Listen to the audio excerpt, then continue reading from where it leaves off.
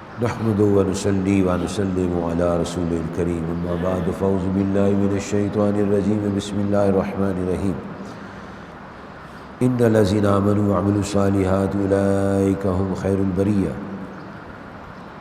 صدق الله العظيم وصدق رسوله النبي الكريم الأمين ونحن على ذلك لمن الشاهدين والشاكرين والحمد لله رب العالمين اللهم صل على سيدنا مولانا محمد وعلى آل سيدنا ومولانا محمد وأصحاب سيدنا ومولانا محمد وبارك وسلم السلام علیکم ورحمۃ اللہ وبرکاتہ۔ بسم اللہ الرحمن الرحیم۔ اللہ تبارک و تعالیٰ ارشاد فرما رہا ہے کہ ان الذین آمنوا وعملوا الصالحات، بے شک وہ لوگ جو ایمان لائے اور اچھے کام کیے، اولئکم خیر البریہ، وہ تمام مخلوق میں بہتر لوگ ہیں۔ پوری مخلوق میں بہتری کا معیار اللہ تعالیٰ نے یہ فرمایا ہے، ایمان اور اعمال صالحہ، اور یہ اللہ تعالیٰ کا خاص احسان ہے کہ جب نبی کریم رؤوف الرحیم علیہ السلام نے نبوت کا اعلان فرمایا، اللہ تعالیٰ کا پیغام سنانے کے لیے صفا پہاڑی پر تشریف لے گئے، تو سب سے پہلے مردوں میں جس عظیم ہستی نے کلمہ پڑھا اس کا نام ہے حضرت عبداللہ بن عثمان ابو قحافہ، یعنی حضرت ابو بکر صدیق رضی اللہ تعالیٰ عنہ۔ ایمان اللہ تعالیٰ کو ایک ماننا اور نبی کریم صلی اللہ علیہ وسلم کو اللہ تبارک و تعالیٰ کا رسول ماننا، سب نبیوں کا خاتم ماننا،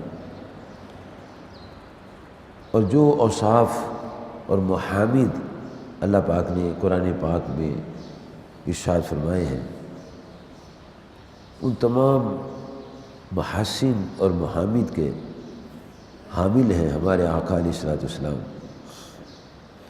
ام المومنین سیدہ عائشہ صدیقہ طیبہ طاہرہ رضی اللہ تعالی عنہا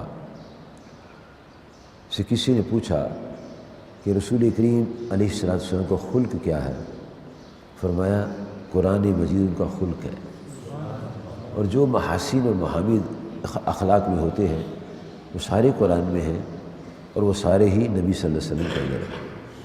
جس نے اللہ تبارک و تعالیٰ کو اس کی ذات و صفات کے ساتھ ازلی ابدی سرمدی واجب الوجود مانا، اور پیارے نبی علیہ السلام کو اللہ تعالیٰ جل شانہ کا آخری رسول صلی اللہ علیہ وسلم مانا، وہ صاحب ایمان کہلاتا ہے۔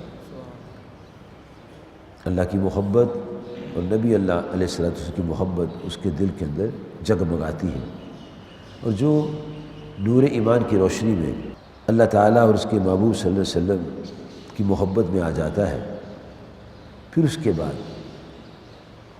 اچھے اعمال کرتا ہے تو اللہ تعالیٰ اسے فرماتا ہے کہ وہ ساری مخلوق میں بہتر ہے۔ اب اچھے اعمال کیا ہوتے ہیں؟ تمام اچھے اعمال قرآن پاک میں بیان ہے، نماز، روزہ، حج، زکوٰۃ، اچھی گفتگو، والدین کا احترام، بڑوں کی تعظیم، چھوٹوں سے شفقت، ہمسائے کا خیال کرنا، غریبوں، مسکینوں، یتیموں، بیواؤں کی مدد کرنا، یہ ساری اچھی اچھی باتیں ہیں۔ اور یہ تمام اچھی اچھی باتیں جو تھیں وہ جناب سیدنا ابو بکر صدیق رضی اللہ عنہ سے ایسے نمودار ہوتی تھی جیسے شعاعیں نکلتی تھیں، اور دنیا روشن ہوتی تھی، لوگ فیض یاب ہوتے تھے۔ اللہ تعالیٰ نے ان کو خاص اپنے فضل سے نوازا تھا۔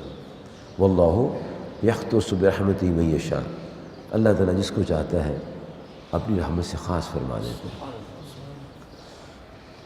حضرت ابو ہریرہ فرماتے ہیں رضی اللہ تعالیٰ عنہ کہ ایک دن پیارے نبی علیہ الصلوۃ والسلام نے فرمایا کہ من اصبح منکم اليوم صائما، آج کس نے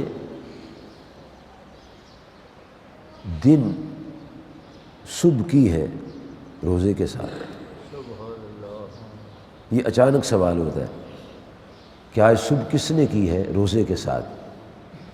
تو یہ اچانک سوال تھا، تمام صحابہ کرام حیرت زدہ ہو گئے کہ یار اچانک سوال ہو گیا ہے۔ اب وہ جھوٹ نہیں بول سکتے تھے، کیوں کہ جھوٹوں کے قریب سے بھی نہیں گزرتا تھا، بڑے سچے لوگ تھے، وہ سچے پیارے نبی علیہ الصلوۃ والسلام کے ماننے والے تھے، سچے رب کی مخلوق ہے وہ، اور مخلوق میں فرق ہے، ان میں اور ہمارے درمیان زمین آسمان کا فرق ہے۔ ہم جھوٹ نہ بولے تو روٹی نہیں ملتی، اور وہ یہ یقین رکھتے تھے کہ جھوٹوں پر خدا کی لعنت ہے، جو اللہ پاک نے قرآن پاک میں ارشاد فرمایا۔ وہ ہمیشہ سچ بولتے تھے۔ اب کسی نے جھوٹ نہیں بولا کہ میں نے روزہ رکھا ہے، جس نے بولا سچ بولا۔ جب آپ نے پوچھا من اصبح منکم اليوم صائما، آج تم میں سے کس نے روزہ رکھا ہے، تو حضرت سیدنا ابو بکر صدیق رضی اللہ تعالیٰ عنہ عرض کرتے ہیں یا رسول اللہ صلی اللہ علیہ وسلم میں نے روزہ رکھا ہے۔ اب پوچھنے پر بتا دیا، نہ پوچھتے تو نہ بتاتے، راضی رہتا۔ پھر آپ نے یہ سوال فرمایا فمن اتبع منکم اليوم جنازۃ، آج تم میں سے کس نے نماز جنازہ پڑھی ہے؟ کون جنازے کے ساتھ گیا ہے؟ من اتبع، کون پیچھے چلا جنازے کے؟ اور سوال یہ ہے، کرنے والے ہیں نبی صلی اللہ علیہ وسلم، اور جن سے سوال کیا جا رہا ہے وہ سارے ہی عادل ہیں، نیک لوگ ہیں، متقی ہیں، پرہیزگار ہیں، صحابی ہیں، جنتی ہیں۔ تو فقال ابو بکر انا یا رسول اللہ، تو جناب سیدنا ابو بکر صدیق رضی اللہ تعالیٰ نے عرض کیا یا رسول اللہ میں نے جنازہ پڑھا ہے، میں جنازے کے پیچھے گیا ہوں۔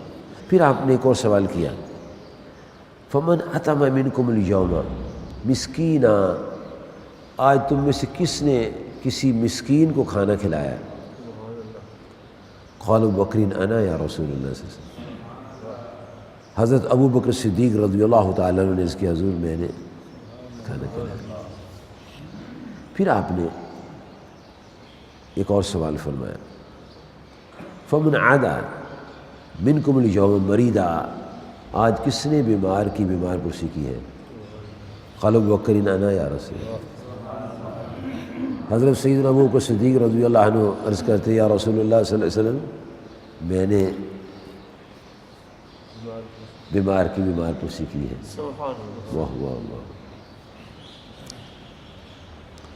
تو پیارے نبی علیہ السلام نے جب یہ 4 سوال کیے اور چاروں سوالوں کے جواب میں جناب حضرت ابو بکر صدیق رضی اللہ تعالی عنہ نے عرض کیا حضور میں نے یہ چاروں کام کیے ہیں، نمبر 1 روزہ، نمبر 2 نماز جنازہ، نمبر 3 مسکین کو کھانا کھلانا، اور نمبر 4 بیمار پرسی کرنا۔ یہ بہت بڑے کام ہے، بیمار کے گھر جانا، اس کی بیمار پرسی بہت بڑا کام ہے۔ بندہ بیمار ہو جائے جی تو پھر جو تندرست ہو جائے، ہاں جی کیا حال ہے آپ کا؟ اب تو میں ٹھیک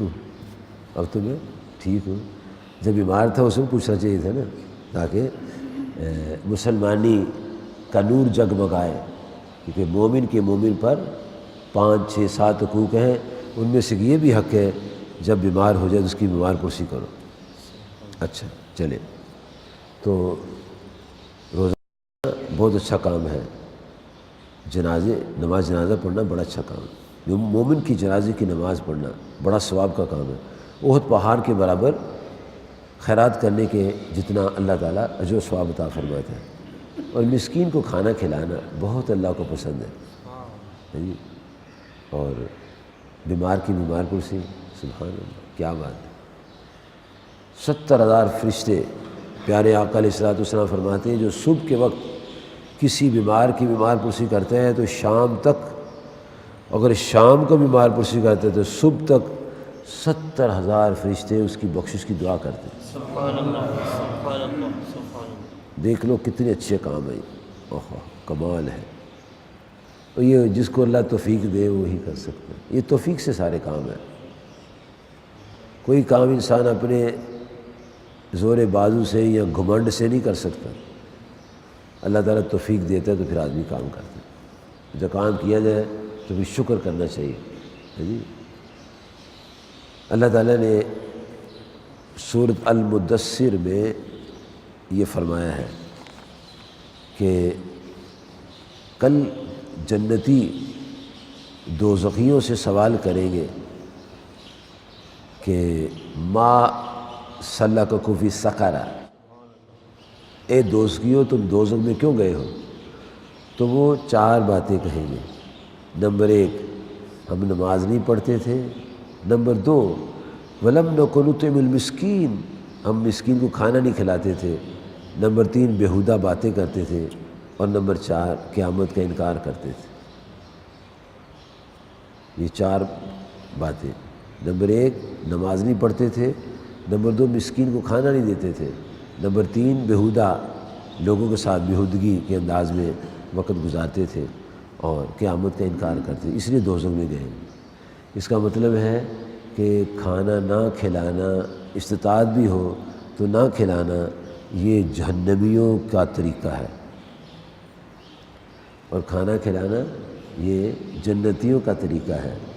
کریم آقا صلی اللہ علیہ وسلم سے پوچھا گیا، یا رسول اللہ صلی اللہ علیہ وسلم اسلام میں سب سے اچھا کام کیا ہے؟ وَتُطْعِمُ الطَّعَامَ، تم کھانا کھلاؤ، یہ بہت اچھا کام ہے۔ اور اللہ تعالیٰ کی شان کیا ہے؟ وَيُطْعِمُ وَلَا يُطْعَمُ، وہ کھلاتا ہے کھاتا نہیں ہے۔ یہ اللہ کو بہت پسند ہے کہ مساکین کو، غرباء کو، جی لوگوں کو، بہن بھائیوں کو کھانا کھلایا جائے۔ اور صدیق اکبر رضی اللہ عنہ کھانا کھلاتے ہیں، بیمار پرسی کرتے ہیں جی، اور نماز جنازہ پڑھتے ہیں، کیونکہ رسول کریم صلی اللہ علیہ وسلم بھی نماز جنازہ پڑھتے تھے، ہر ایمان والے کی جنازے کی نماز پڑھتے تھے۔ لیکن ایک شخص کی نماز نہیں پڑھتے تھے جو مقروض ہوتا تھا، مقروض کی نماز جنازہ نہیں پڑھاتے تھے، تاکہ لوگوں کو یہ احساس پیدا ہو جائے کہ قرضہ لے کے مرنا نہیں چاہیے، قرضہ ادا کر کے مرنا چاہیے۔ اور اگر کوئی اچھا آدمی قرضہ دینے کی نیت رکھتا ہے، دے بھی سکتا ہے، دینا چاہتا تھا لیکن مر گیا، اب اس کے بچے اس کا قرض اتارے۔ نبی کریم علیہ الصلوۃ والسلام جب کسی کا جنازہ پڑھاتے تھے تو آپ پہلے پوچھ لیتے تھے کہ یہ مقروض تو نہیں ہے، اس لیے پوچھتے تھے تاکہ ہمارے لیے پوچھنا سنت کے مطابق ہو جائے۔ وہ تو اپنے نور نبوت سے جان لیتے تھے کہ یہ کون کیسا ہے، وہ تو یہ بھی جان لیتے تھے یہ منافق مرے گا، مومن مرے گا، شہید ہوگا یا بستر پر جائے گا، اس اللہ نے ان سب چیز کو علم دیا ہوا تھا۔ لیکن ہماری زندگی میں ایک نظام ترتیب دینے کے لیے فرمایا کرتے تھے کیا یہ مقروض تو نہیں ہے؟ اگر لوگ کہتے، عرض کرتے حضور مقروض ہے، فرماتے پھر کوئی اور تم سے جنازہ پڑھا دے، میں نے اس کا جنازہ پڑھا تھا۔ اور اگر صحابہ کرام اس بات کو پسند فرماتے کہ آپ ہی جنازہ پڑھائیں تو وہ عرض کرتے یا رسول اللہ صلی اللہ علیہ وسلم آپ جنازہ پڑھا دیں، ہم قرضہ ادا کر دیں۔ کیا بات، سبحان اللہ۔ تو یہ جنازے کی نماز پڑھنا یہ ہمارے آقا مولا علیہ السلام کی سنت ہے، اور مومن کا جنازہ ادا کرنا چاہیے۔ اگر جانے میں کوئی چیز حائل ہے تو وہ علیحدہ بات ہے، لیکن کوشش کر کے ایمان والے کا جنازے کی نماز پڑھنی چاہیے۔ اب جناب سیدنا صدیق اکبر رضی اللہ تعالیٰ عنہ سے حضور صلی اللہ علیہ وسلم سوالوں کے جواب میں انا انا انا انا فرمایا کس نے آج روزہ رکھا ہے؟ کس نے آج صبح ایسے کی کہ روزے دار ہو؟ کون ہے جس نے جو جنازے کے ساتھ گیا ہے؟ اور کون ہے تم میں سے جس نے مسکین کو کھانا کھلایا ہے؟ اور کون ہے تم میں سے جس نے بیمار پرسی کی ہے؟ سننے میں آسان کام ہے، سننے میں آسان ہے، کریں تو پتہ چلتا ہے کتنا آسان ہے۔ جنازہ بھی آسان ہے، جنازہ رکھنا بھی آسان ہے، روزہ رکھنا بھی آسان ہے، لیکن یہ دو کام بہت مشکل ہیں، مسکین کو کھانا کھلانا اور بیمار کی بیمار پرسی کرنے جانا، یہ بہت مشکل کام ہے۔ اور جو یہ کام کر لیتے ہیں وہ کون ہوتے ہیں؟ پیارے نبی کریم صلی اللہ علیہ وسلم نے جب یہ چاروں سوالوں کے جواب میں صدیق اکبر رضی اللہ عنہ سے انا انا انا انا جواب سنا تو آقا کریم فرمائے نے فقال رسول اللہ صلی اللہ علیہ وسلم مجتمعنا فی الامر الا دخل الجنہ، فرمایا کہ جس میں یہ خوبیاں جمع ہو جائیں وہ جنت میں داخل ہوتا ہے۔ معلوم ہے کہ یہ جنتیوں والے کام ہیں۔ خود کھانا کھانا بڑا آسان ہے، 2 روٹیاں کھا لو، 10 کھا لو، پورے کو پورا جناب علی دیکھ کھا جاؤ، بہت آسان ہے، کھانا بہت آسان ہے، لیکن کھانا کھلانا یہ معمولی کام نہیں، میں بتا دوں آپ کو۔ اس کو کوئی کلمہ پڑھنے والا معمولی نہ سمجھے، بہت مشکل کام ہے مسکین کو کھانا کھلانا۔ ہاں امیروں کو کھانا کھانا آسان ہے، امیروں کو کھانا کھلا دینا بہت آسان ہے۔ وہ کیوں آسان ہے؟ وہ اس لیے آسان ہے کہ میں آج کسی امیر آدمی کو کھانا کھلاؤں، کل مجھے کھلا دے گا۔ میں امیروں کی دعوت کروں گا، امیر میری دعوت کریں گے، لیکن غریب نے تو دعوت نہیں کرنی، وہ کر نہیں سکتا، اسے اس کو کھلانا اللہ کو بہت پسند ہے، اس کو کھانا کھلانا۔ اسی لیے نبی کریم صلی اللہ علیہ وسلم فرمایا ولیمہ کی وہ دعوت بری دعوت ہے جس میں غریب شامل نہیں ہوتا۔ ہمارے آقا علیہ السلام کی تعلیمات بہت اچھی ہیں، اور امام مرزا فاضل بریلوی فتاوی رضویہ شریف میں لکھتے ہیں کہ 40ویں کا کھانا یہ غربا اور مساکین کا حق ہے، امیروں کا حق نہیں ہے، لیکن سارے امیر کھاتے، غریب کو بلاتے کوئی نہیں ہے۔ حالانکہ 40ویں کی نہ دعوت ہوتی ہے اور نہ ہی یہ کھانا امیروں کا کھانا جائز ہے، تو اکٹھ برادری کی ہے کھانا کھلانے کے لیے، یہ کیا ہے؟ اگر 40واں کرنا ہے بڑی اچھی بات ہے، ثواب کا کام ہے، دعا کریں گے اور فوت شدہ کو ثواب پہنچے گا، تو صرف دعا ہی کر لے تاکہ غریب بھی 40ویں کر سکے۔ لیکن غریب کیا کرتا ہے؟ انہوں نے کہا وہ فلانے نے 40واں کیا ہے، اگر میں نے نہ کیا تو میری ناک کٹ جائے گی۔ لو بھی ناک اس کی کٹتی ہے جس کی ہوتی ہے، جس کی پہلے ہی ناک ہے وہ کیسے کٹے گی؟ ایسے اپنے آپ کو خراب کیا ہوا ہے۔ دعا کر لے، ٹھیک ہے، دعا بھی ہوتی ہے نا قبول، اور سب سے پہلے دعا ہے جنازہ، دعا استغفار۔ اگر کسی غریب مسکین آدمی کے پاس طاقت نہیں ہے، یہ فرض واجب نہیں ہے، نفلی کام ہے، تو آدمی دعا ہی کر لے، کافی ہے۔ تو یہ بہت بڑا کام ہے کھانا کھلانا، خصوصاً غربا کو، اور جس میں یہ 4 چیزیں جمع ہو جائیں، نمبر 1 روزہ رکھنا، نمبر 2 جنازے کے ساتھ جانا، نمبر 3 مسکین کو کھانا کھلانا، اور نمبر 4 بیمار کی بیمار پرسی کرنا۔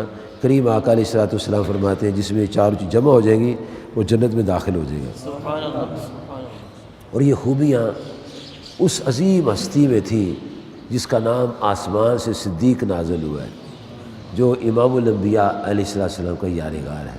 اللہ تعالیٰ کی حضور دعا ہے اللہ تعالیٰ ہمیں بھی ان کے نقش قدم پر چل کر اچھے اعمال کی توفیق عطا فرمائے، تاکہ ہم بھی خیر البریہ میں شامل ہو جائیں اور ہم بھی خوش نصیب بن جائیں، تاکہ ہم بھی جنت میں جانے والے ہو جائیں۔ اللہ تعالیٰ مجھے آپ کو توفیق عطا فرمائے، آمین۔ وآخر دعوانا ان الحمد للہ رب العالمین والصلاة والسلام علی رسول الکریم۔